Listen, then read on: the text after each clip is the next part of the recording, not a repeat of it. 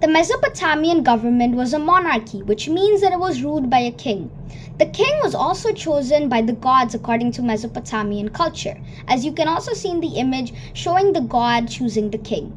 The king needed assistance, so he needed three chiefs, which were the chief of the army, the chief of treasury, and also the chief of the temple.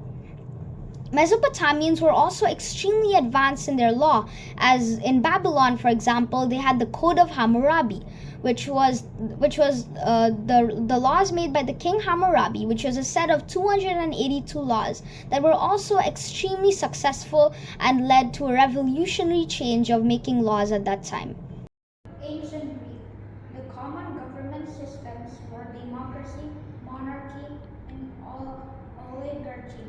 Ancient Greek democracy created at Athens was a rule by the male citizens in ancient Greek. Monarchy was a rule by an individual who inherited his role.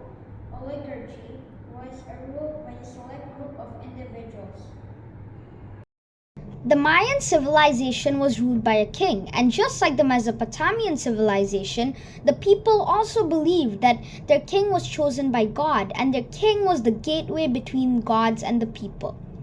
The Mayan people were also extremely religious, and priests played an important role in the government. The priests usually the priests usually assisted the kings. Let's say when the kings approached them and asked them about how to win a certain battle that was going on, or how to solve a certain issue or problem in the Mayan civilization. The priests also gave the kings future recommendations and future predictions of what would happen and what the king should do. The image you can also see is basically the Mayan temples, which is basically depicting us that how religion also played an important part in the government. Ancient Roman. Ancient Roman had a democracy in the form of republic.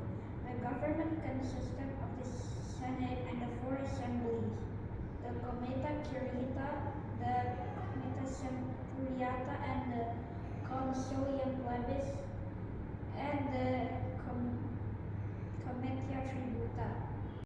The government of ancient Egypt had a king, which is known to be a pharaoh.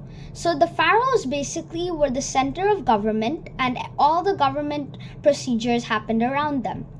Below the pharaohs in the rank, there were also the viziers, which were basically like the assisters of the pharaohs. There were two viziers in ancient Egypt, one controlling the northern part and one controlling the southern part.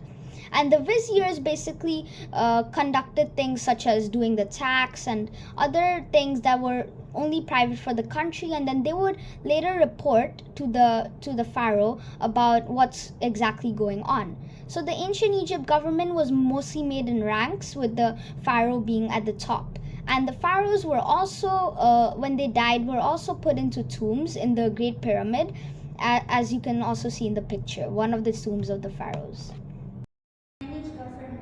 The ancient Chinese government rule relied on a strong government led by a strong emperor with his relatives.